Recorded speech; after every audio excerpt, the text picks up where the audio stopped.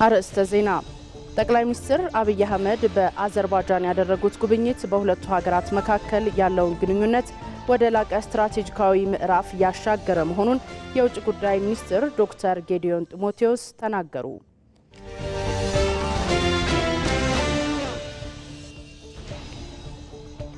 ወጣቱ ትውልድ ከቀደምት አባቶቹ ታሪክ በመማር ለኢትዮጵያ አንድነትና ሉዓላዊነት የድርሻውን ሊወጣ ይገባል ሲሉ የሕዝብ ተወካዮች ምክር ቤት አፈ ጉባኤ ታገሰ ጫፎ ገለጹ።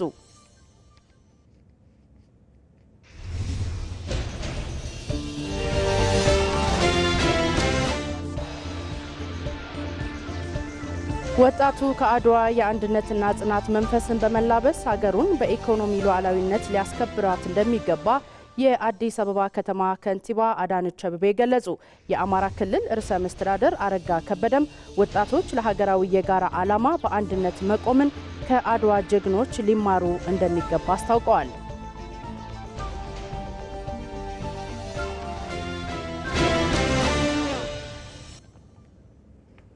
በሰባተኛው ጠቅላላ ምርጫ የሚሳተፉ የፖለቲካ ፓርቲዎች በሰላም ትርክትና ሀገረ መንግስት ግንባታ ላይ ሀሳቦቻቸውን አቅርበዋል።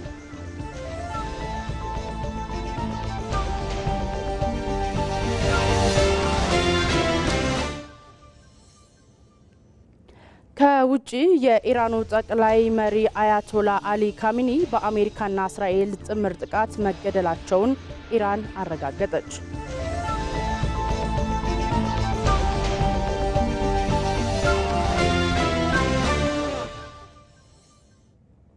ሰላም ጤና ይስጥልኝ። እንዴት ውላችኋል ተመልካቾቻችን? ከኢትዮጵያ ቴሌቪዥን የቀን 7 ሰዓት ዜናን ይዘናል። ከዜናዎቹ ጋር ሰናይት ብርሃኔ አብሬያችሁ ቆያለሁ።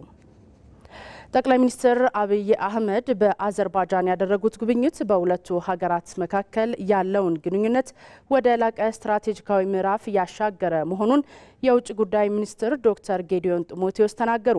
ሚኒስትሩ ጉብኝቱን አስመልክተው በሰጡት ማብራሪያ የአዘርባይጃን ደማቅ አቀባበልም ለኢትዮጵያ የምትሰጠውን ከፍተኛ ዲፕሎማሲያዊ ቦታ የሚያሳይ መሆኑን ጠቁመዋል። አዘርባይጃን ወደ አፍሪካ ያላትን የንግድና የኢንቨስትመንት አድማስ ለማስፋት ኢትዮጵያን እንደ ዋነኛ መግቢያ በር አድርጋ መምረጧንም ዶክተር ጌዲዮን ጢሞቴዎስ ተናግረዋል። በመሪ ደረጃ ጉብኝት መካሄዱ በተለያዩ መስኮችም ትብብራችንን ይበልጥ ለማጠናከር ስምምነት መደረጉ የሁለቱ ሀገራት ግንኙነት ቀጣይነት ባለው መልኩ ዘርፈ ብዙ ሆኖ ከፍ ባለ ደረጃ እንዲቀጥል እንዲጠናከር እድል ይሰጣል ብለን እናስባለን። ደመቅ ያለ ጥሩ ወዳጅነት፣ ጥሩ አቀባበል የታየበት ስነ ስርዓት ነበረ። ይሄ በአዘርባይጃን በኩል ከኢትዮጵያ ጋር ያለውን ግንኙነት ምን አይነት ቦታ እንደሚሰጡት ግንኙነቱን ማጠናከር እንደሚፈልጉ አመላካች ነው። አዘርባይጃን ብቻ ሳትሆን ብዙ ሀገራት ከአፍሪካ ጋር ላላቸው የፖለቲካዊም ዲፕሎማሲያዊም ሆነ የንግድ ግንኙነት ኢትዮጵያን እንደ መግቢያ ይመርጣሉ። ለዚህ የተለያዩ ምክንያቶች አሉ። ታሪክ አለ፣ የኢትዮጵያ ተጽዕኖ፣ የኢትዮጵያ አየር መንገድ፣ የአፍሪካ ህብረት መቀመጫ መሆናችን፣ የህዝብ ብዛቱ፣ ያለንበት ጂኦግራፊያዊ አቀማመጥ፣ ይህ ሁሉ ተደምሮ ኢትዮጵያን ከአፍሪካ ጋር ለሚኖር ግንኙነት ከአፍሪካ ጋር ለሚኖር ትብብር ይበልጥ ተመራጭ ሀገር እንድትሆን ያደርጋታል። ከአዘርባይጃን ጋር ባለንም ግንኙነት ይህንን ነው የምናየው። ከዚህ ቀደም ኢትዮጵያ ከአዘርባይጃን በዲጂታል ዘርፉ ጥሩ ተሞክሮን የወሰደችና ተግባራዊ ያደረገች ሲሆን አሁንም በተለያዩ ዘርፎች ላይ በተለይ ኢትዮጵያ ለምታዘጋጀው የኮፕ ጉባኤ ከአዘርባይጃን ጥሩ ልምድ እንደምትወስድ ተጠቁሟል። የተፈረሙ ስምምነቶችም የሁለቱን ሀገራት ግንኙነት የሚያጠናክሩ ናቸው ብለዋል ዶክተር ጌዲዮን። የተፈረሙት ስምምነቶች የሁለቱን ሀገራት ግንኙነት ወደፊት ብዙ መስክ እንዲኖረው የሚያግዝ ነው ብለን እናምናለን። ከዚህ በፊት እንደሚታወቀው በዲጂታል የመንግስት አገልግሎት አሰጣጥና አስተዳደር ከአዘርባይጃን ልምድ ተወስዶ በኢትዮጵያ ውስጥ በስፋት የመሶብ የመንግስታዊ አገልግሎት አሰጣጥ ማዕከሎች ወደ አገልግሎት ገብተዋል። ይሄ አንድ የትብብር መስክ ነበረ። በዚህ መስክ ላይ ሌሎች ተጨማሪ መስኮችን በመጨመር በኢንቨስትመንት፣ በቱሪዝም እንዲሁም በክላይሜት ዲፕሎማሲ እና በአቪዬሽን በመሳሰሉት ዘርፎች የሁለቱን ሀገራት ግንኙነት ተቋማዊ ለማድረግ ይበልጥ ውጤታማና ፍሬያማ ለማድረግ ስምምነቶቹ ትልቅ ሚና ይኖራቸዋል።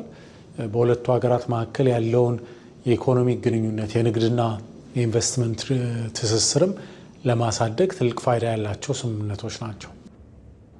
ይህ ጉብኝት ኢትዮጵያ ፈጣን እድገት ካስመዘገቡና ጠቃሚ ተሞክሮ ካላቸው ሀገራት ጋር ግንኙነቷን ለማጠናከር ለነደፈችው የውጭ ግንኙነት ፖሊሲ ስኬት ትልቅ ማሳያ መሆኑም ተመላክቷል። ጠቅላይ ሚኒስትር አብይ አህመድ በአዘርባይጃን ያደረጉት ይፋዊ የስራ ጉብኝት የሁለቱን ሀገራት ታሪካዊ ግንኙነት ወደ ተጨባጭ ኢኮኖሚና ቴክኖሎጂ ምዕራፍ ያሻገረ መሆኑን የጠቅላይ ሚኒስትር ጽሕፈት ቤት ፕሬስ ሴክሬታሪያት ኃላፊ ቢሌኔ ስዩም ገለጹ። በሁለቱ ሀገራት መካከል በቴክኖሎጂ ዘርፍ የላቀ የልምድ ልውውጥ መደረጉንም የኢትዮጵያ አርቲፊሻል ኢንተለጀንስ ኢንስቲትዩት ዋና ዳይሬክተር ዶክተር ወርቁ ጋቸና ተናግረዋል። ሰናይ ሰይፉ በጠቅላይ ሚኒስትር አብይ አህመድ የተመራ ልዑክ ለ2 ቀናት በአዘርባይጃን ባካሄደው ይፋዊ የስራ ጉብኝት የሁለቱን ሀገራት ታሪካዊ ግንኙነት ወደ ተጨባጭ የኢኮኖሚና ቴክኖሎጂ ትብብር ምዕራፍ የሚያሸጋግር ነው ሲሉ የጠቅላይ ሚኒስትር ጽሕፈት ቤት ፕሬስ ሴክሬታሪያት ኃላፊ ቢለኔ ስዩም ገልጸዋል። ኃላፊዋ በኢትዮጵያና አዘርባይጃን መካከል የተደረገው ውይይት የሀገራቱን ግንኙነት ወደ ላቀ ደረጃ አሸጋግሮታል ብለዋል። ላለፉት እንግዲህ ጥቂት ዓመታት የሁለቱ ሀገራት የኢትዮጵያና የአዘርባይጃን ግንኙነት አሁን ይበልጥ በጥቂት ዓመታት ውስጥ በደንብ የተጠናከረ የመጣ ግንኙነት ነው ያለው ማለት ነው። ይሄም የተለያዩ ዲፕሎማቲክ ኤክስቼንጆች እየተደረጉ በቅርብ ጊዜም ኤምባሲ የአዘርባይጃን ኤምባሲ ኢትዮጵያ ላይ ተከፍቶ አዲስ አበባ ላይ ከዚያ ወዲህ ባለፉት 2-3 ዓመታት ደግሞ የተለያዩ የኢኮኖሚ ትብብሮችም በዛ እየተሳሰሩ በአቪዬሽን ሴክተርም ንግግሮች እየተደረጉ በእኛ አንድ ትልቅ ግዙፍ ተቋም ያቋቋም ነው የኢትዮጵያ ኢንቨስትመንት ሆልዲንግስ ከአዘርባይጃኑ አቻ ጋር የተለያዩ ምክረ ሀሳቦች እየተለዋወጡ የቆዩበት ጊዜያት ነበረ። አሁን በመሪዎች ደረጃ ደግሞ የተደረገው ውይይትና ንግግር የበለጠ እስካሁን የመጣውን ግንኙነት አቅሙን አሳይቷል ማለት ነው። ኢትዮጵያ በኢነርጂ ዘርፍ ያላትን ሰፊ የታዳሽ ኃይል አቅም ከአዘርባይጃን የቴክኖሎጂ ተሞክሮ ጋር በማቀናጀት በጋራ ኢንቨስትመንት ለማልማት ስምምነት ላይ መደረሱን ጠቁመው ከግብርናው ሴክተር ጋር ያሉ ትብብሮችን ይበልጥ ለማጠናከር በጋራ ለመስራት መስማማታቸውንም ገልጸዋል። በሁለቱ መሪዎች የሁለትዮሽ ውይይት ወቅት እንግዲህ የተነሱ በርካታ ነጥቦች ነበሩ። ከነዚህ መሀል ደግሞ አብረን ተባብረን እንሰራባቸዋለን ያሏቸው አንደኛ ኤነርጂ ሴክተሩን ወይም የኤነርጂ መስኩን የበለጠ ለማሳለጥ ነው። በሁለቱ መካከል ያለውን በጆይንት ኢንቨስትመንቶችም አንድ ላይ ለመስራት የሚችሉባቸውን የኤነርጂ ዘርፍ ያሉ በኢትዮጵያ በኩል ምርታዎችን ክቡር ጠቅላይ ሚኒስትርም ያስረዱበት ንግግሮች ነበሩ ማለት ነው። እንግዲህ ታላቁ የህዳሴ ግድብም ከመጠናቀቁ ጋር ተያይዞ የኮይሻ ግድብም ጋር ተያይዞ በተለይ ኢትዮጵያ ለክሊን ኤነርጂ እና ሪኒውብል ኤነርጂ ላይ በቅርብ ጊዜም የአይሻ የንፋስ ኃይል ማመንጫንም ሄደን አይተናል። እሱም ይፋ ተደርጓልና የመጀመሪያው ፌዝ ላይ ከነዚህ ጋር ተያይዞ በጣም ብዙ የታዳሽ ኃይል ላይ አቅም ያላት ሀገር እንደመሆኗ አብሮ ከአዘርባይጃን ጋር በእንደዚህ መስክ ላይ ለመስራት ምን እድሎች አሉ የሚሉትንም ቃኝተዋል ማለት ነው በንግግራቸው። በሁለቱ ሀገራት መካከል በቴክኖሎጂው ዘርፍ የላቀ የልምድ ልውውጥ መደረጉን የገለጹት የኢትዮጵያ አርቲፊሻል ኢንተለጀንስ ኢንስቲትዩት ዋና ዳይሬክተር ዶክተር ወርቁ ጋቸና ኢትዮጵያና አዘርባይጃን በተለያዩ መስኮች ያላቸውን ተሞክሮ ለመለዋወጥ ዝግጁ መሆናቸውን ገልጸዋል። አንዱ የጎበኘ ነው የአርቲፊሻል ኢንተለጀንስ አካዳሚ ብሎ ያቋቋሙት ነው። በጣም በርካታ ስራዎችን ሰርተዋል። በተለይ በሁሉም ዘርፍ በሚል በሁሉም ሴክተሮች እየሰራ ነው ያለው። እንግዲህ በትምህርት ዘርፉም ወደ ከበፊቱ የትምህርት ማስተማር ሁኔታውን ቀይሮ አርቲፊሻል ኢንተለጀንስ ትምህርት ዘርፉን የመቀየር ጉዳይ ሁሉም ደግሞ በተለይ የአዘርባይጃን ኮሚኒቲ የአዘርባይጃን ነዋሪዎች ሙሉ በሙሉ አርቲፊሻል ኢንተለጀንስ እንዲጠቀሙ ከማድረግ አንጻር የሄዱበት ነገር በጣም ትልቅ የሚያበረታታ ነው። እንግዲህ የኛ እንደምታውቀው ከዛሬ 6 ዓመት በፊት ነበር የአርቲፊሻል ኢንተለጀንስ እንደ ተቋም የተቋቋመው። በዚህ መሰረት እንግዲህ ኢትዮጵያ ከሌሎቹ ሀገራት ቀዳሚ ሆና በመስራት ላይ ነች ያለችው። የሁለቱ ሀገራት መሪዎች ባደረጉት ስምምነት መሰረት በዘርፉ መረጃዎችን የመለዋወጥና በጋራ የማልማት ስራዎች በትኩረት እንደሚከናወኑ ዋና ዳይሬክተሩ ተናግረዋል። የሁለቱ ሀገራት ግንኙነት በጣም ትልቅ ፋይዳ አለው። በተለይ ሁለቱ መሪዎች ከተገናኙ በኋላ በአርቲፊሻል ኢንተለጀንስም በቴክኖሎጂ ላይም የነሱ የመንግስትም የግልም ኢትዮጵያ መጥቶ ለመስራትና አብረን ለመስራት በጣም ብዙ ቃል ተገብቷል። ይሄ እንግዲህ የሁለቱን ሀገራት እኛ ያለን ለነሱ ለማካፈል እነሱ ደግሞ በተለይ በቴክኖሎጂ ላይ የደረሱበት በጣም ጥሩ ደረጃ ደርሷል። ከነሱ እኛም በመማር ጥሩ ነገሮችን ከነሱ በመማር እኛም በመስጠት እንግዲህ ሀገራችን በተለይ ዲጂታል 2030 ቀርጻ እየጀመረች ያለችው በጣም ትልቅ እገዛ ነውና የዚህ ጉብኝት በምንም የሚለካ አይደለም። በጣም ትልቅ ፋይዳ አለው። የሁለቱ ሀገራት የቴክኖሎጂ ትስስር ኢትዮጵያ ቀርጻ እየተገበረች ያለችውን የዲጂታል 2030 ስትራቴጂ ስኬታማ ለማድረግና ትውልዱን በእውቀት ለመገንባት ትልቅ ፋይዳ እንዳለውም ተገልጿል። በኢትዮጵያ ያለውን የግብርናና የቱሪዝም ሀብት በአግባቡ ለመጠቀም በምርምር የታገዙ ስራዎችን በስፋት ተግባራዊ ማድረግ እንደሚያስፈልግ የፌዴሬሽን ምክር ቤት ዋና አፈጉባኤ አገኘሁ ተሻገር ተናገሩ። ዋና አፈጉባኤው ይህንን የተናገሩት በደቡብ ኦሞ ዞን ዲመካ ከተማ የአርብቶ አደርና ከፊል አርብቶ አደሮችን የምርምር ኢንስቲትዩት ግንባታ ማስጀመሪያ መሰረተ ድንጋይ ባኖሩበት ወቅት ነው። በተለይ ኮሪደሩ በለም መሬትና በእንስሳት ሀብት የታደለ መሆኑን አስረድተው በየዘርፉ ያለውን እምቅ አቅም በአግባቡ ለመጠቀም በአጭር ጊዜ ውስጥ ወደ ስራ የሚገባ የምርምር ኢንስቲትዩት ትልቁን ድርሻ ያበረክታልን ብለዋል። የጂንካ ዩኒቨርሲቲ ፕሬዝዳንት ዶክተር ዮሐንስ ይትባረክ በበኩላቸው ኢንስቲትዩቱ በአካባቢው ያለውን እምቅ የልማት አቅም በተጨባጭ ምርምር በማስደገፍም የአርብቶ አደሩን ተጠቃሚነት ለማጉላት ከፍተኛ ሚና ይጫወታል ብለዋል። ሪፖርተራችን ተመስገን ተስፋዬ እንደዘገበው ኢንስቲትዩቱ በጂንካ ዩኒቨርሲቲ ሙሉ ኃላፊነት የሚገነባ ሲሆን ሰላም ለሁሉም ልማት መሰረት መሆኑን በመገንዘብ የውስጥ ሰላምን በመጠበቅ ልማታዊ ስራዎችን መደገፍ እንደሚያስፈልግ ተመላክቷል። ወጣቱ ትውልድ ከቀደምት አባቶቹ ታሪክን በመማር ለኢትዮጵያ አንድነትና ሉዓላዊነት የድርሻውን ሊወጣ ይገባል ሲሉ የሕዝብ ተወካዮች ምክር ቤት አፈ ጉባኤ ታገሰ ጫፎ ተናገሩ። የኢትዮጵያን የትናንት የጀግንነት ታሪክ የሚያወሳ የመከላከያ ሙዚየምም ተመርቋል። የመከላከያ ሚዲያ ኮሚኒኬሽን ማዕከል ላደረሰን ዘገባ አልጋነሽ ተካ። በሕዝብ ተወካዮች ምክር ቤት አፈ ጉባኤ አቶ ታገሰ ጫፎና በመከላከያ ሚኒስትር ኢንጂነር አይሻ መሐመድ የተመረቀው የመከላከያ ሙዚየም የኢትዮጵያውያንን የትናንት ጀግንነት የሚያወሳ የዛሬ ጥንካሬን የሚያነሳና የነገ ተስፋን የሚጠቁም ነው። በምረቃው ስነ ስርዓት ላይ የመከላከያ ቅርስ ጥናትና አስተዳደር ዳይሬክቶሬት ዳይሬክተር ሜጀር ጀነራል ጥሩዬ አሰፌ በጊዜያዊነት ስለተገነባው ወታደራዊ ቅርስ ሙዚየም ለሰራዊት አባላት፣ ለከፍተኛ አመራሮችና ለአፍሪካ ሀገራት የመከላከያ ሚኒስትሮችና ወታደራዊ አታሺዎችና ጎብኚዎች ገለጻ አድርገዋል።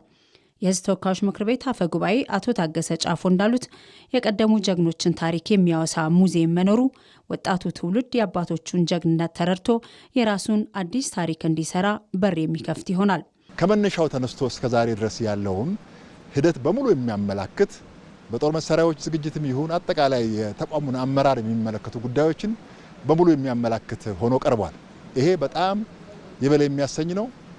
የአሁኑ ትውልድ የቀደመውን ታሪክ ሳይጥል የቀደመውን ታሪክ አንስቶ እዛ ላይ ደግሞ ተመስርቶ ነገንም ደግሞ ተስፋ አድርጎ አሁን እየሰራው ያለውን ስራ ምን እንደሆነ ለማሳየት ትልቅ ጥረት ተደርጓል። ይህን ለሰሩ የመከላከያ አመራሮች በሙሉ እና ለሰራዊቱ በአጠቃላይ ትልቅ አክብሮት አለን።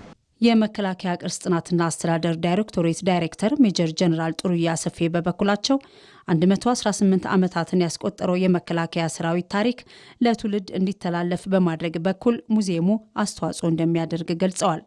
ከአባቶቹ ወጣቱ መማር ያለበት ወኔን፣ የሀገር ፍቅር ሲባል እንዲሁ አይደለም። መስዋዕትነት መጠየቅን፣ መራብን፣ መጠማትን፣ በባዶ እግር መሄድን ይጠይቃል ማለት ነው። ያ ሁሉ ባልተሟላበት ጊዜ ነው እንግዲህ ሀገራቸውን ለዚህ እያበረከቱንና ሰፊ ታሪክ አለን፣ ሰፊ የሚታዩ የሚጨበጡ ወሬ አይደለም፣ ተጨባጭ የሆኑ ነገሮች ያሉና ከዛ ተምሮ ሀገሩን መጠበቅ መቻል አለበት። በወታደራዊ ሙዚየሙ የተዘጋጀው አውደ ርዕይም ለአንድ ሳምንት ለጎብኚዎች ክፍት ሆኖ እንደሚቆይ ሜጀር ጀነራል ጥሩያ ሰፌ ተናግረዋል።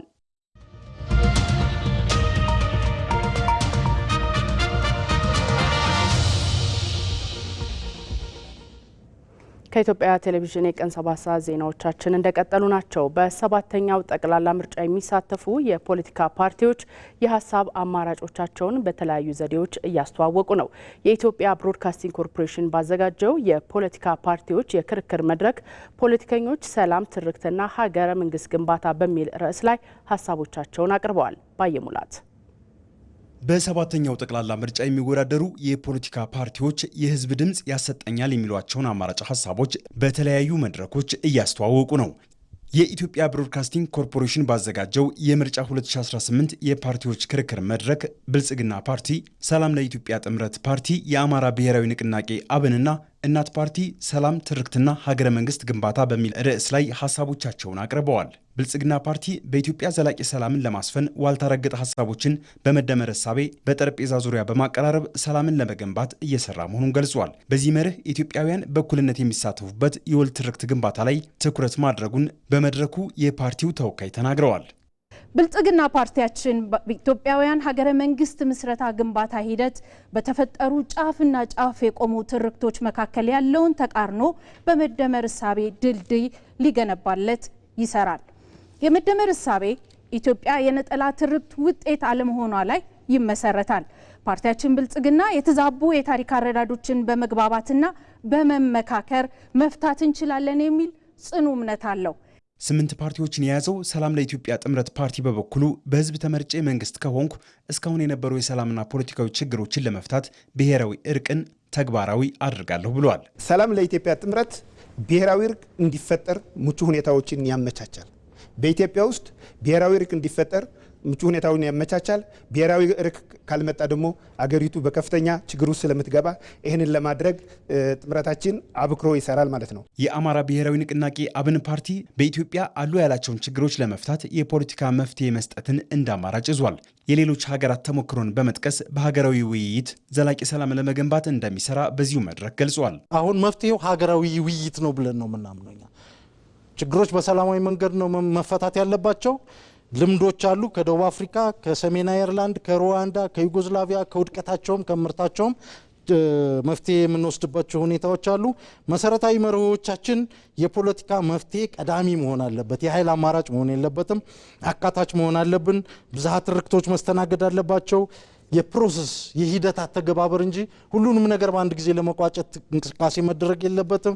ተጠያቂነትና ፍትህ መደረግ አለበት። ኢትዮጵያን የተሻለች ሀገር ለማድረግና ዘላቂ ሰላምን ለመገንባት የሀሳብ ልዩነቶችን በድርድርና ሰጥቶ መቀበል መርህ አሰፍናለሁ ያለው ደግሞ እናት ፓርቲ ነው። ፓርቲያችን እናት ፓርቲ ሀገራዊ ፓርቲ ነው።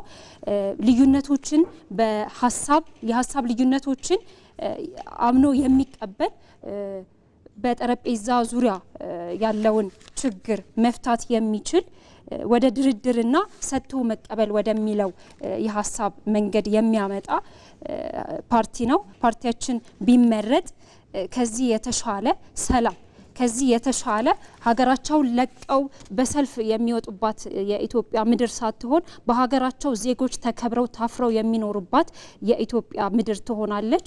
የፖለቲካ ፓርቲዎቹ በሰላም ትርክትና ሀገረ መንግስት ግንባታ ዙሪያ በተነሱ ጥያቄዎች ላይ ሰፊ ክርክር ያደረጉ ሲሆን የኢትዮጵያ ብሮድካስቲንግ ኮርፖሬሽን ዜጎች መረጃና እውቀት ላይ ተመስርተው እንዲመርጡ የሀሳብ ትግል የሚደረግበት የፓርቲዎች ክርክር መድረክ እያዘጋጀ ነው።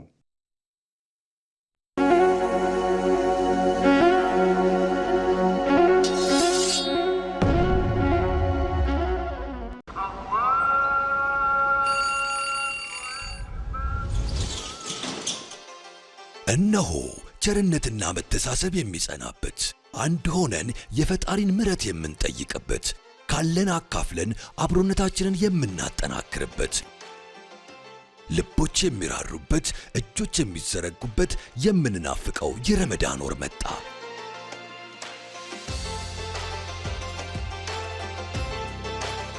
የኢትዮጵያ ንግድ ባንክ ለመላው የእስልምና እምነት ተከታዮች እንኳን ለታላቁ የረመዳን ወር በሰላም አደረሳችሁ እያለ ባንካችን ባቀረበላችሁ የዘካ ተቀማጭ ሂሳብ ውስጥ ለይተው ያስቀመጡትን ዘካ ለግለሰቦችም ሆነ ለበጎ አድራጎት ድርጅቶች እንዲተላለፍ ሲያዙን በታማኝነት እናደርስሎታለን። እርሶም የዘካ ተቀማጭ ሂሳብን በመክፈት ግዴታውን ያለ ድካም ይወጡ። ረመዳን ሙባረክ። ሲቢኢ ኑር የተሟላ ከወለድ ነፃ የባንክ አገልግሎት። የኢትዮጵያ ንግድ ባንክ ሁሌም የሚተማመኑበት ባንክ።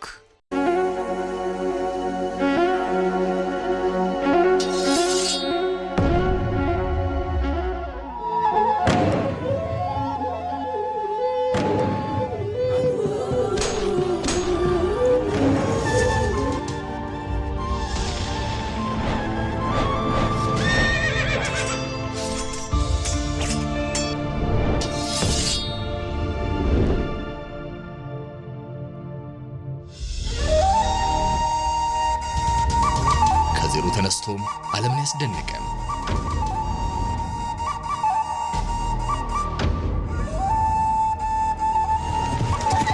ከአራቱም ማዕዘን ለአንድነት የቆመ ትላንትን አሳምረን ነገን አድምቀን ዛሬን የምንሰራ እንደ ትላንቱ ድል ዛሬም የልማት ውል እንደ አባቶቻችን ጸንተን በቃል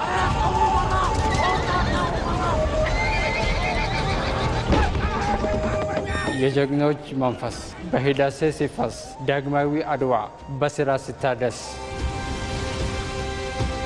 ከሰማይ የገነነ ከፍታ ነው ክብራችን፣ በንፋስ የታጀበ ብርሃን ነው ቤታችን። የአድዋ ልጆች የአፍሪካ ኩራቶች፣ ዓለምን ያስደነቁ የአንድነት ባለቤት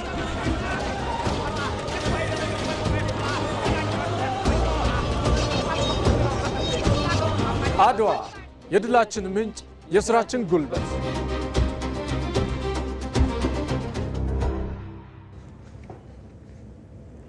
የጥቁር ሕዝቦች ሁሉ የነጻነት ፋና ወጊ አድዋን የተመለከቱ ዜናዎችን ወደ እናንተ እናደርሳለን። ወጣቱ ከአድዋ የአንድነትና ጽናት መንፈስ በመላበስ አገሩን በኢኮኖሚ ሉዓላዊነት ሊያስከብራት እንደሚገባ የአዲስ አበባ ከተማ ከንቲባ አዳነች አቤቤ ገለጹ። 130ኛው የአድዋ ድል በዓል በአዲስ አበባ ከተማ ደረጃ ከወጣቶች ጋር ውይይት በማድረግ ተከብሯል። በዚሁ መድረክ ላይም ወጣቱ የአድዋን ድል በሚገባ ልክ እየዘከረ የራሱን ዘመን የአድዋ ታሪክ መስራት እንዳለበት ተገልጿል።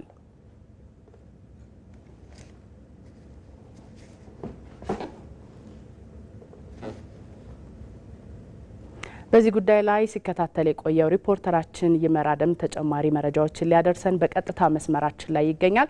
ይመር እንዴት ውለሃል? ስለ አድዋ ድል በተዘከረበት በዚህ መድረክ ላይ ወጣቶች ምን አሉ? በአድዋ ድል ኩራትን በመላበስ እና አሁን ላይ ባለው ሀገራዊ ፍቅር ስሜት ምክንያት በተለያዩ ሀሳቦችን ወጣቶቹ ሲያነሱ ነበረ። እንግዲህ ይህ የውይይት መድረክ ሞቅ ያሉ እና የተለያዩ ሀሳቦች በወጣቶቹ በኩል የተነሱበት ነበረ። የመጀመሪያው ነገር አድዋ የሁላችን ነው፣ በሁላችን የምንኮራበት ለጥቁር ሕዝቦች ነጻነት ጩራ የፈነጠቅንበት ነው የሚል ሀሳብን አንስተዋል። ከዛ ባሻገር ግን አድዋን በሚገባው ልክና በልኩ እየዘከርን እኛ የራሳችንን አድዋዎች መስራት አለብን የሚል ነው። በዋናነት ከወጣቱ ምን መስራት አለበት፣ ከአያቶቹ ከአባቶቹ ምን ተምሮ አሁን ላይ ኢትዮጵያን ወዴት ማሻገር አለበት የሚል ሀሳቦችን ሲያንሸራሽሩ ነበር። የመጀመሪያው ነገር የአድዋ ድልን ሙሉ ለማድረግ በዚህ ወቅት አሁን ላይ በምግብ ራስን መቻል የሚልን ነገር አንስተዋል ወጣቶቹ። እንግዲህ ወጣቱ ትኩስ ኃይል ነው፣ የመስራት ጉልበቱ ሁሉ መልካም አጋጣሚዎች ያሉት ነው። ሰው ስራ ሳይንቅ ሁሉንም ነገር በመስራት የምግብ ሉዓላዊነትን ማረጋገጥ እንደሚገባ አንስተዋል። ተረጂ የሆነ ሀገር፣ እየለመነ የሚኖር ሀገር ድሉ ሙሉ ሊሆን አይችልም፣ ወይም ደግሞ የተሟላ ነጻነትና ሉዓላዊነት አለው ሊባል አይችልም። ስለዚህ በምግብ ሉዓላዊነት ራሳችንን መቻል አለብን የሚል በቁርጠኝነትና ሞቅ ባለ ሀሳብና ወኔ ነበረ ሲያነሱ የነበረው። ሌላው ነገር ደግሞ የገዢ ትርክት ጉዳይ ነው። እንግዲህ አድዋን ድል ያስመዘገብነው በዋናነት በአንድነት በመቆማችን በሚያሰባስብ ጉዳይ በመሆኑ ነው። ነገር ግን ከዛ በኋላ ደግሞ በተፈጠሩ ነጣጣይ ትርክቶች ኢትዮጵያውያን ዋጋ ከፍለናል፣ እዛም እዚህም የሚነሱ አንድ ከማድረግ ይልቅ የሚያራርቁ ጉዳዮች ብዙ ዋጋ አስከፍሎናል። ከዛ ወጥተን አሁን ላይ የተጀመረው የገዢ ትርክት ግንባታ ኢትዮጵያን ወደ ተሻለ ነገር የኢትዮጵያንን አብሮ የመኖር ተከባብሮ የመኖርና ህብረ ብሔራዊት ኢትዮጵያን የመገንባት መንገዱ እውን የሚሆንበት በመሆኑ ገዢ ትርክቱ ላይ ወጣቱ በአስተሳሰብም በተግባርም እንዲሁም ደግሞ በሚያደርጋቸው በተለያዩ ስራዎችም ጭምር ገዢ ትርክትን መገንባት አለብን የሚል ነው። ከዛ ባሻገር ደግሞ ኢትዮጵያ በወቅቱ የምትፈልጋቸውን የጋራ ጉዳዮች ላይ አብሮ ተጋግዞ መቆም ነው። ለምሳሌ አሁን በወቅቱ ኢትዮጵያ እንግዲህ የምትገኝበት የምስራቅ አፍሪካ ስትራቴጂያዊ ቦታ ለ3 አስርት ዓመታት ያህል የባህር በር ተዘግቶባት የኖረች ሀገር ናት። ነገር ግን አሁን ባለው የህዝብ ቁጥር እየጨመረ በመምጣቱና አዳጊ የሆነ ኢኮኖሚ ሁኔታ ባለበት ሁኔታ ኢትዮጵያ የባህር በሯ ተዘግቷል ልትኖር አይገባም። በዚህም ከመንግስት ጋር በመቆም በሰላማዊ ዲፕሎማሲያዊ በሆኑና በዚህ አማራጮች የባህር በራችን የምናገኝበትን መንገድ እኛ ወጣቶች የምንደግፈውና የምንጠይቀው ጥያቄ ነው። ይህ እንዲሆን እንፈልጋለን የሚል ነው። ከዛ ባሻገር የአዲስ አበባ ከተማ ከንቲባ አዳነች አቤቤን በምላሻቸው ወጣቶች አድዋን በሚፈለገው ልክና በሚገባው ክብር እየዘከሩ ነገር ግን በወቅቱ የሚጠይቁ በርካታ አድዋዎች አሉ። ለምሳሌ ስራን መናቅ የለበትም። ወጣቱ ከትንሽ ጀምሮ ብዙ ነገሮችን እያከናወነ የኢኮኖሚ ሉዓላዊነት የሚባለው ከዛ ከትንሽ ሰርቶ እስከ ትልቅ መድረስ ሲቻል ነው። ይህ ደግሞ በኮሪደር ልማት ላይ የታዩ በርካታ ስራዎች አሉ። ብዙ ስራዎችን ወጣቱ የሰራበት ነው። ከትንሽ ተነስቶ ብዙ ነገሮችን ከራሱም አልፎ የስራ ዕድል የፈጠረበትን ሁኔታ አስታውሰናል። ከዛም ባሻገር ብዙ ስራዎች መስራት የሚችልና ትኩስ ኃይል በመሆኑ ይህንን አድዋን እያሰበ በበርካታ ጉዳዮች ላይ ግንባር ቀደም ሆኖ መሳተፍ አለበት ብለዋል። የሀገር መከላከያ ሰራዊት የትምህርትና ስልጠና መምሪያ ዋና ኃላፊው እንዲሁ ጀኔራል ይመር መኮንንም በዚሁ መድረክ ተገኝተው ነበረ። የመከላከያ ሰራዊት እንደ ድሮው አባቶቻችን የአድዋ ድልን ሲያስመዘግቡ በእግራቸው ሄደው ብዙ ተጉዘው ነበረ። ነገር ግን አሁን መከላከያ ሰራዊት ዓለም የደረሰበት ቴክኖሎጂ ላይ ደርሶ ዘምኖ ዓለም ያለውን ቴክኖሎጂ የታጠቀ ተቋም ተገንብቷል። ወጣቶችም ወደዚህ ተቋም ተጠቀሙበት። ዩኒቨርሲቲ ያለው ነው፣ ፋብሪካ ያለው ነው፣ ብዙ የዘመነ ቴክኖሎጂ ያለው ነው። መከላከያ ሰራዊት ከወጣቱ ጋር ሆኖ የሀገርን ብሔራዊ ጥቅም የሚያስከብር ተቋም ሆኗል ብለዋል ጄኔራሉ። ይመር ለመረጃዎች እጅግ አድርጌ አመሰግናለሁ። መልካም ቀን ይሁንልህ። ወጣቶች ለሀገራዊ የጋራ ዓላማ በአንድነት መቆምን ከአድዋ ጀግኖች ሊማሩ ይገባል ሲሉ የአማራ ክልል ርዕሰ መስተዳድር አረጋ ከበደ ተናገሩ። 130ኛው የአድዋ ድል በዓል ምክንያት በማድረግ የአድዋ አደራ አንድነት፣ ሉዓላዊነትና ማንሰራራት በሚል መሪ ሀሳብ የአማራ ክልል ወጣቶች የውይይት መድረክ በባህር ዳር ከተማ አካሂደዋል። ሳሙኤል ወርቃየው 130ኛውን የአድዋ ድል በዓል ምክንያት በማድረግ የአድዋ አደራ አንድነት፣ ሉዓላዊነትና ማንሰራራት በሚል መሪ ቃል የአማራ ክልል የወጣቶች የውይይት መድረክ በባህር ዳር ከተማ ተካሂዷል። የአማራ ክልል ርዕሰ መስተዳድር አቶ አረጋ ከበደ በመድረኩ ስለ አድዋ ድል ሲያወሱ ኢትዮጵያውያን ማናቸውንም አይነት ልዩነቶችን ወደ ጎን በመተው ለነጻነታቸውና ለጋራ ክብራቸው በአንድነት መቆም እንደሚችሉ ለዓለም ያሳዩበት ታሪካዊ ድል መሆኑን ገልጸዋል። አድዋ ድል ብቻ ሳይሆን በየዘመናቱ ለነበርን ወጣቶች ወደፊትም ለሚኖሩ ወጣቶች አደራ መሆኑን አገርንና ሕዝብን የመጠበቅ መልእክት በደምና በአጥንት የተበሰረበት ጀግናው ሕዝባችን ለጋራ ማንነቱና ክብሩ በነጻነትና በአንድነት መቆም እንዳለበት መቆም እንደሚችል ያመላከተም ጭምር ነው። አድዋ የኢትዮጵያውያን መሪዎች ሕዝብንና ጦርነትን በብልሃት መምራት እንደሚችሉና ማሸነፍ እንደሚችሉ በተለይም ደግሞ በኢትዮጵያ ተራሮች ማሸነፍ የማንችለው ኃይል እንደሌለ ያበሰርንበት መሆኑን ልብ ልንል ይገባል። አድዋ ድል ብቻ ሳይሆን ለዛሬው ትውልድ የተላለፈ ትልቅ ሀገራዊ አደራ መሆኑን አጽንኦት የሰጡት ርዕሰ መስተዳድሩ ወጣቶች ለሀገራዊ የጋራ ዓላማና ፍላጎት በአንድነት መቆምን ከአድዋ ጀግኖች ሊማሩ እንደሚገባም አስገንዝበዋል። በዚህ ዘመን ግን ደግሞ በአርበኝነት ልንታገለው የሚገባ የልማት ችግር፣ የሉዓላዊነት ችግር እንደዚሁም ደግሞ በውስጣችን ከፍተኛ ፈተናዎች ያሉበት ዘመን ነው። ይሄን መታገል፣ ይሄን ማሸነፍ ልክ እንዳድዋ ሁሉ ሌላ የአርበኝነት ድልን የምናስመዘግብበት ከሀገራዊ አንድነት ከህዝብ አንድነት ይልቅ መለያየትን የሚሰብኩ በጣም መሰሪ ትርክቶች ያሉበት ይሄን መታገል የወጣቱ ተልዕኮ ነው ብዬ አምናለሁ። ለጋራ ዓላማና ፍላጎት መስዋዕትነትን መክፈልም በጣም ያስፈልጋል። ዛሬ ለሀገራችን ትልቅ የፖለቲካ ፈተና ጽንፈኝነትና ተናጠላዊ ትርክት ነው።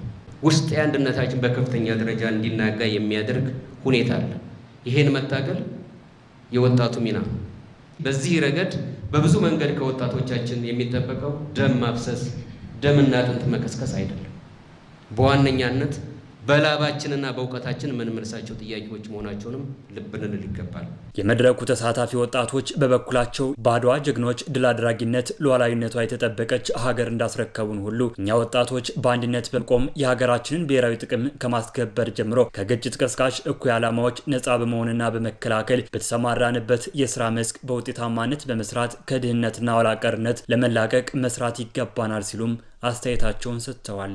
አድዋ እንግዲህ ለሀገራችን ብቻ ለኛ ሀገራችን ብቻ ሳይሆን ለመላው ጥቁር ሕዝቦች እንደ ትልቅ ቀንዲላችን ነው ብለን እናስባለን። ስለዚህ እነሱ ያቆዩዋትን ሀገር ደግሞ እኛ በታሪክ አጋጣሚ እጃችን ላይ ያለችውን ሀገር እንዴት እናስረክባለን ለቀጣዩ ትውልድ የሚለው ነገር መስራትና መንቃት አለብን። የአድዋ ድል በዓል የጋራ ትርክት ማንነታችን መገለጫ ነው። ለዚህ ዘመን ወጣትም ትልቅ የሆነ አስተምሮት ያለው ነው። ያው የጋራ አንድነትን የሚጠይቅበት ወቅት ነውና አንድነታችን ማጽናት ይጠበቅብናል። እንዳንድ ወጣት ደግሞ ከሰላም ግንባታም ከእያንዳንዱ ተሳትፎ እኔም የራሴን አሻራ በእያንዳንዱ ቦታ እያበረከትኩ እገኛለሁ። ግጭት ቀስቃሽ የሆኑ ነገሮች ላይ አለመሳተፍን የሀገር ብሔራዊ ጥቅምን አሳልፎ ከሚሰጡ አጀንዳዎች መቆጠብን መታገልን። ለምሳሌ እኔ አሁን ብሔራዊ ጥቅምን የሚጎዱ ነገሮች ላይ ባለመሳተፍ እንዲሁም በመታገል ራሴን ጥላል። በመድረኩ ከሁሉም ከክልሉ አካባቢዎች የተውጣጡ ወጣቶች እንዲሁም የወጣት አደረጃጀቶችና አባላት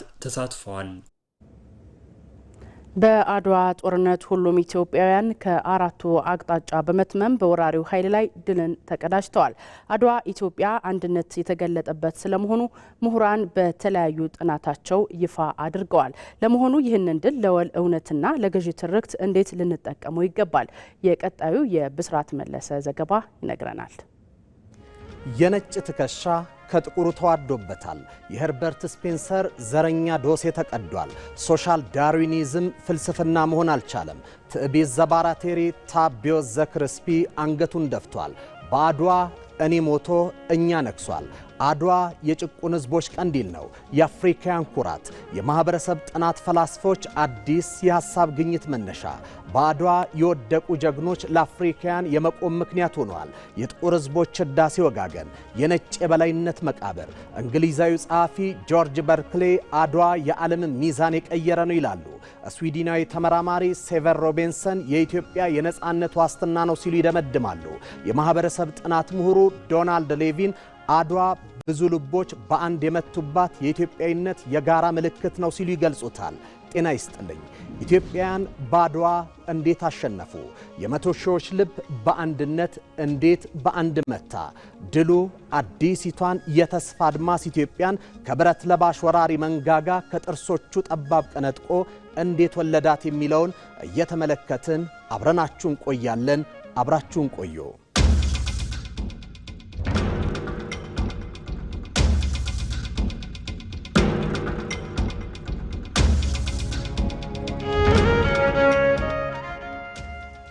አድዋ ትናንት፣ አድዋ ዛሬ፣ አድዋ ነገ ነው።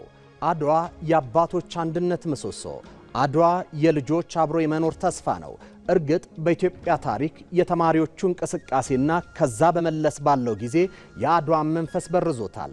የጋራ የመተሳሰሪያ ገመድነቱን ለመበጠስ ካራ የያዙ እጆች ገዝግዘውታል። የጋራ ትርክት እንዳይሆን የለፉ ቀላል አይደሉም። የወል ትርክትነቱን ለመፋቅ ብዙ ተደክሞበታል።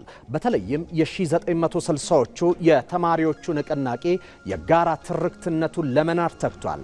እነዚህ እንቅስቃሴዎች አድዋን የግዛት ማስፋፊያ አድርገው ለመሳል ሞክረዋል። እውነታው ግን ከዚህ የራቀ ነው። አድዋ በሰፈር አይሰላም። አድዋ በጎጥ አይመተርም። አድዋ የኢትዮጵያን ሁሉ ነው። አድዋ የአንድ አይነትነት ሳይሆን የአንድነት ነው። ትርክቱም የወል ነው። አሜሪካዊ ሶሲዮሎጂስት ዶናልድ ሌቪን ግሬተር ኢትዮጵያ ዘ ኢቮሉሽን ኦፍ መልቲ ኢትኒክ ሶሳይቲ በተሰኘው መጽሐፋቸው እንዳሰፈሩት ኢትዮጵያን ልዩነቶቻቸውን አቻችለው የጋራ የመከላከል ስነ ልቦና ያዳበረ ህዝብ አገር ናት ይላሉ። ይህ የጋራ ስነ ልቦና ኢትዮጵያንን አንድ አድርጎ ያቆየ ገዢ ትርክት፣ አስተሳሳሪ ገመድና በጋራ የሚያስጠልል ጥላ ሆኗል።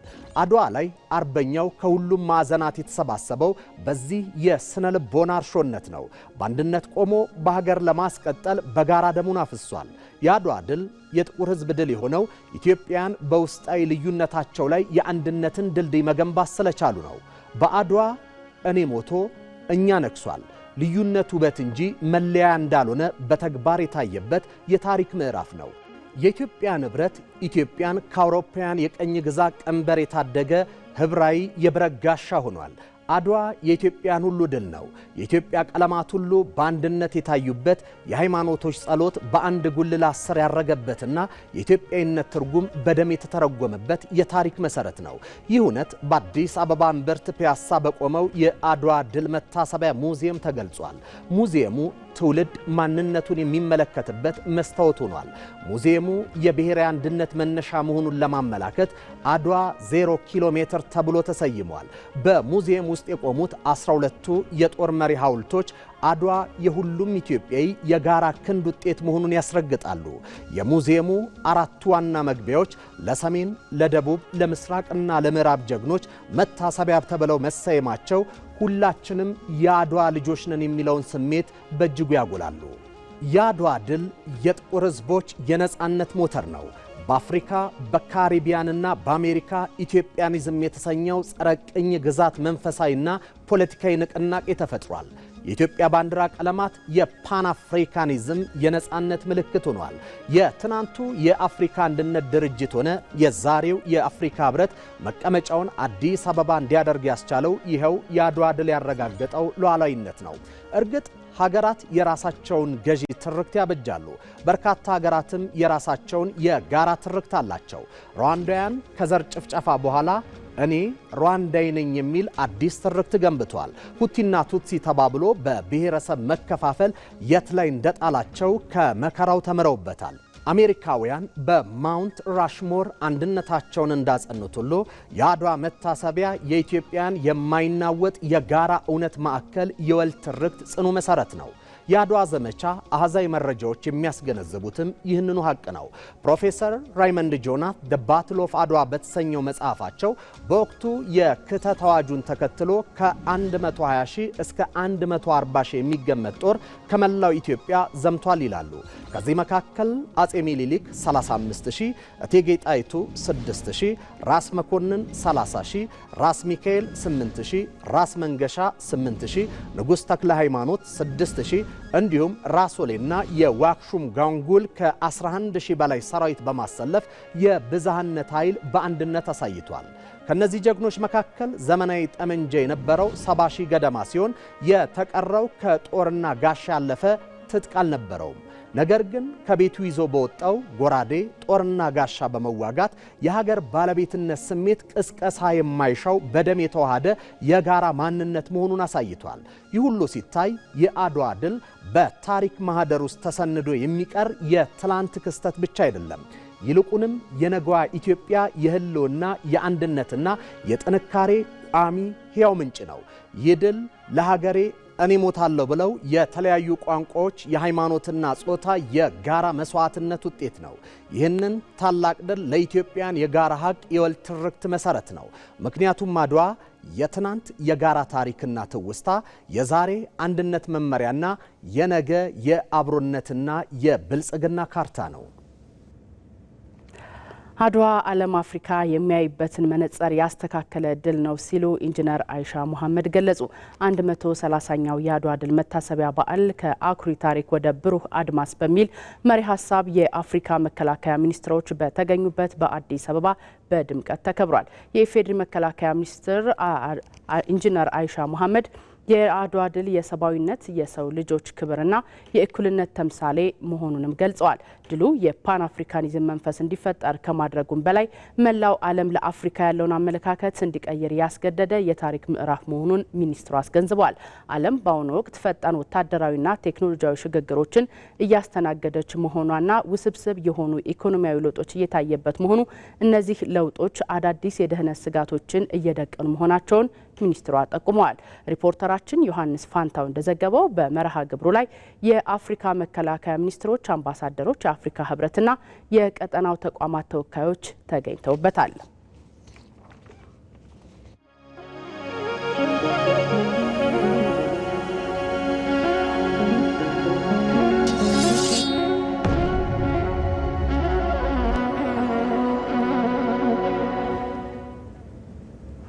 ከውጭ የኢራኑ ጠቅላይ መሪ አያቶላ ካሚኒ በአሜሪካና እስራኤል ጥምር ጥቃት መገደላቸውን ኢራን አረጋገጠች። ትላንት አሜሪካና እስራኤል በኢራን ላይ የከፈቱት ጦርነት ዛሬም ተባብሶ ቀጥሏል። ኢራን ለተፈጸመባት ጥቃት በዙሪያ ባሉ የአሜሪካ የጦር መንደሮች ላይ አጸፋዊ ጥቃት እየፈጸመች ሲሆን የአያቶላዋን ግድያ እንደማትቀበለውም ዝታለች። በአያቶላ ካሚኒ ግድያ ኢራን የ40 ቀን ሀዘን ያወጀች ሲሆን በርካቶች በኢራን ጎዳናዎች ላይ ተሰባስበው ሀዘናቸውን እየገለጹ ነው። ጌታቸው ባልቻ ከፕሬስ ቴሌቪዥን ከአልጀዚራና ፎክስ ኒውስ ያጠናቀረውን ዘገባ እንደሚከተለው ይቀርባል። እስራኤልና አሜሪካ በአንድ በኩል ኢራን በሌላኛው በኩል ሆነው የከፈቱት ጦርነት አሁን ላይ እጅግ የተፋፋመና የጉዳቱን መጠን ከፍ ያለ ሆኗል። በእርግጥ ይህ ጦርነት እንደሚጀመር ብዙ ምልክቶች ታይተዋል። አሜሪካ ለሳምንታት ስታስጠነቅቅና ስትዘጋጅ የጦር መርከቦቿን ከጄትና ድሮኖች ጋር ለጥቃት አመቺ ወደሆነ ቦታ ስታጓጉዝ ቆይታለች። እስራኤል እንዳለፈው ጊዜ የሚታይ ዝግጅት ባታደርግም በአሜሪካ በኩል ያለው ዝግጁነት በእስራኤል በኩልም በተለይም ኢላማዎችን በመለየትና አስተማማኝ መረጃ በማሰባሰብ በርካታ ስራዎችን ስትሰራ ቆይታለች። ኢራንም እንዲሁ ከነካችሁኝ አይታችሁት በማታውቁት አይነት ጥቃት አጸፋውን እመልሳለሁ የሚል ተከታታይ ዛቻ ስትሰነዝር ለሚመጣው እየተዘጋጀች ለመሆኑ ማሳያ ሆኗል። አሁን ጦርነቱ የማይነካ የሚመስለውን ነክቷል። አይደለም ይገደላሉ ብሎ ለማሰብ ይቅርና ጫፋቸውን ለመንካትም የሚቻል የማይመስለው ሆኗል። ኢራንን ታፍራ እንድትቆይ ያስቻሏት ብቻቸውን ለኢራን ክብር የቆሙት የበላይ ጠባቂዋ ጠቅላይ መሪዋ አያቶላህ ሰኢድ አሊ ኻሜኒ በመኖሪያቸው ሳሉ በሚሳኤል ጥቃት ተገድለዋል። ከእርሳቸው ጋር ሴት ልጃቸው፣ የልጃቸው ባልና የልጅ ልጆቻቸውም አብረው ተገድለዋል። ይህ እጅግ አስደንጋጭ ዜና ቀድሞ በምዕራባውያን መገናኛ ብዙሃን ቢሰማም አሁን የኢራን መገናኛ ብዙሃንም ማረጋገጫ ሰጥተዋል። አያቶላ አሊ ኻሜኒ በአሜሪካና እስራኤል ጥምር ጥቃት ቅዳሜ ጠዋት መገደላቸው ተረጋግጧል። ብዙዎች ሀዘናቸውን ገልጸዋል። ቀላል የማይባሉ በተለይም በስደት በተለያዩ ምዕራብ ሀገራት የሚኖሩ ኢራናውያን ደግሞ ደስታቸውን ሲገልጹ የሚያሳዩ መረጃዎችን ሲኤንኤን እና ፎክስ ኒውስን የመሳሰሉ የዜና አውታሮች ለዓለም እያጋሩ ይገኛሉ። በከፊል የመንግስት የሆነው የኢራኑ ታስኒም ዜና አገልግሎት እንዳስታወቀው ከሆነ ጠቅላይ መሪው መገደላቸው ተረጋግጧል። በዚህ ኢራን ለ40 ቀናት ሀዘን እንደምትቀመጥም አውጃለች። የ86 ዓመቱ የኢራን መንፈሳዊ መሪ አያቶላ በ1989 ነበር መሪነታቸውን ከቀድሞው አያቶላ ሩሆላ ኻሜኒ የተረከቡት። የኢራንን መከላከያ ገንብተዋል። የጥንታዊ ስልጣኔ ሀገር ኢራንን ከምዕራባውያን በተጻረረ መልኩ መርተዋል። ባለፈው ወር በኢራን ከተነሳው የኢራናውያን ህዝባዊ አመጽ ውጪ የከፋ ጊዜ አሳልፈው የማያውቁት አያቶላ አሊ ኻሜኒ ሞት ለእስራኤልና ለአሜሪካ ከነካችሁን አይታችሁት የማታውቁትን ክንዳችንን ትቀምሳላችሁ ሲሉ የዛቻ መልእክት ካስተላለፉ ሳምንት አልሆናቸውም። በእርግጥ አያቶላህን የነጠቀው ጦርነት ከዚህ ቀደም እስራኤል በኢራን ላይ እንደከፈተችው የ12ቱ ቀን ጦርነት አይነት አይደለም። ከዛም ከፋ ያለ ነው። የአሜሪካው ፕሬዝዳንት ዶናልድ ትራምፕ የስርዓት ለውጥ የሚያመጣና ኢራንን የሚቀይር ጥቃት እንደሚሆን አስታውቀዋል። እየሆነ ያለውም ያ ይመስላል። በእርግጥ ኢራን አያቶላውን ግድያ እንደምትበቀል አስታውቃለች። ኢራን በእስራኤልና አሜሪካ ጥምረት የተከፈተባትን የሚሳኤል ጥቃት ውርጅብኝ ተከትሎ ጠንከር ያለ አጸፋዊ እርምጃ እየወሰደች ነው የምትገኘው። በዙሪያዋ ባሉ የአሜሪካ የጦር መንደሮች ላይ ከፍተኛ ጥቃት ሰንዝራለች። የተባበሩት አረብ ኤምሬት፣ ቀጠር፣ ባህሬን፣ ኩዌት ላይ የሚገኙ የአሜሪካ የጦር መንደሮች ከኢራን ጥቃት ተዘንዝሮባቸዋል። ባህሬን ላይ የተሰነዘረው የከፋ መሆኑን የዓለም መገናኛ ብዙሃን እየዘገቡ ነው። ኢራን በዚህ እንደማታቆምና የአያቶላዋ ሞት ወደ ኋላ እንደማይመልሳት ይልቁንም የሰላ ጥቃት መሰንዘሯን እንደምትቀጥል አስታውቃለች። ይህ ጦርነት በቀጠናው ብቻም ሳይሆን በዓለም ዙሪያ የከፋ ቀውስ ማስከተሉ የማይቀር ነው።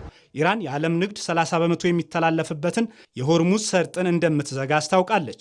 ይህ ከሆነ ነዳጅ የጫኑም ሆነ ለተለያዩ ንግድ የተሰማሩ መርከቦች በዚህ ሰርጥ የሚተላለፉ እንደመሆናቸው ጫናው ከፍተኛ ይሆናል።